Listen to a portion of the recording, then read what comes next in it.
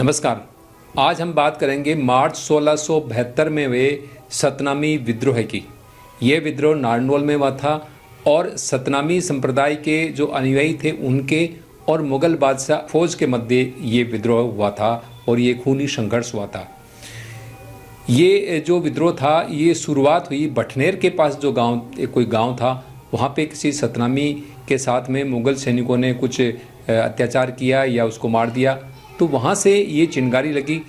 और सतनामी विद्रोह के तमाम जो अनुयायी थे उस वक्त वो करीब लगभग 20,000 के लगभग जो अनुयायी थे वो नारनौल के अंदर एकत्र हो गए और नारनौल के अंदर जो मुगल थाना था उसके ऊपर उन्होंने हमला कर दिया। नारनौल के अंदर मुगल बादशाह औरंगजेब की ओर से कारतल खान नाम का व्यक्ति जो है वहाँ का फौजदार था और 20,000 सतनामियों ने उनके ऊपर जब हमला किया तो कारतल खान अपनी मुगल सेना सहित वहाँ से भाग खड़ा हुआ।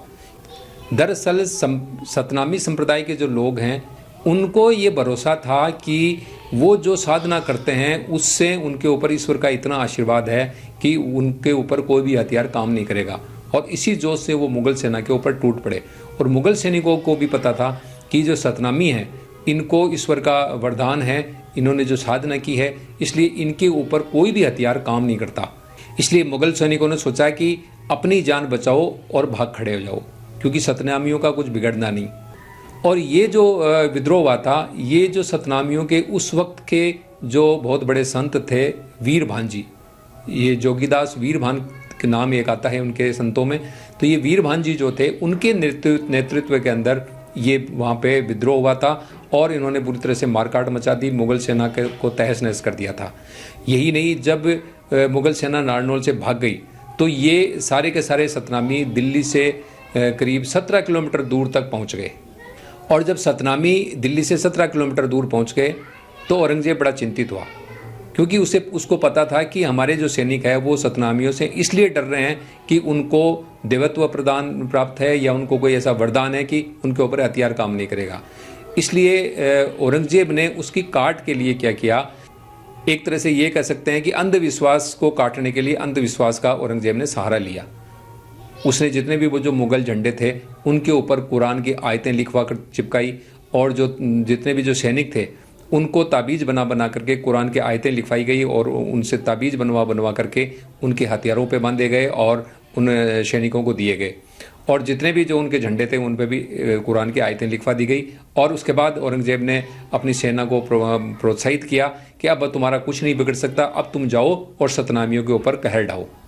इस तरह से तैयारी करके औरंगजेब ने ताहिर खान नाम के एक सेनापति को दिल्ली से 17 किलोमीटर दूर जो ये सतनामी साधक जितने भी थे पहुंचे हुए थे उनके ऊपर आक्रमण करने के लिए सेना भेजी और उनकी सहायता के लिए नजीब खान, रूमी खान, पुरदिल खान मेवाती और दिलेर खान जैसे योद्धाओं को वहाँ पे उनकी सहायता के लिए भेजा गया। इन योद्धाओं ने जाकर के सतनामी जो साधक थे उनके ऊपर हमला किया और उनको सतनामियों को जो है खूब मारकाट मचाई और सतनामियों को पीछे हटना पड़ा। अब बात आती है कि इस विद्रोह का नेतृत्व करने वाले वीरभान कौन थे। मैंने पीछे कुछ कोचिंग वालों के इस पर वीडियो देखे, उन्होंने जो सतनामी विद्रोह था उसके बारे में बहुत कुछ ठीक ठाक बताया हुआ है, अच्छी तरह से भी बताया हुआ है, लेकिन जो वीरभान थे उनके बारे में किसी ने भी ऐसी कोई जानकारी नहीं दी कि वीरभान कौन थे, कहाँ के थे। तो मैं वीरभान के बारे में मैं आपको बताऊं कि वीरभान सीकर के थे और वीरभान के जो काका थे उदयभान उन्होंने सतनामी पंथ की स्थापना की थी और वीरभान सतनामी पंथ के बहुत बड़े संत थे और ये सारा का सारा नेतृत्व उन्होंने किया था। और एक बात और बताऊं मैं आपको कि वीरभान के नाम पर ही सीकर का नाम वीरभान का बास उस टाइम जाना जाता था। तो ये सीकर का जो पूर्व नाम था वीरभान का बास, ये उन्हीं वीरभान के नाम पर था जो सतनामी पंथ के बहुत बड़े संत थे और उन्होंने सतनामी जो विद्रोह नारनौल के अंदर हुआ था उसका उन्होंने नेतृत्व किया था। वीरभान चौहान वंश की निर्माण शाखा के राजपूत थे और इनका परिवार पहले खंडेला था, खंडेला से ये कासली गए और कासली से वीरभान जो है यहाँ पे वीरभान का बास आ गए, सीकर आ गए और उन्हीं के नाम से, क्योंकि उस टाइम वो प्रसिद्ध संत थे इसलिए सीकर भी उनके नाम से जाना जाने लगा, वीरभान के बास के नाम से जाने लगा। यदि आप इसके ऊपर और ज़्यादा जानकारी चाहिए तो कई इतिहासकारों ने लिखा है, लेकिन उन्होंने सिर्फ नारनौल विद्रोह के बारे में लिखा है, लेकिन वीर भांजी का उन्होंने ज़्यादा लंबा चौड़ा परिचय नहीं दिया। तो इसके लिए आप सतनामी पंथ के आधार स्तंभ, जोगीदास और वीरभान नाम की जो किताब है जो नवरत्न जी साध ने लिखी है,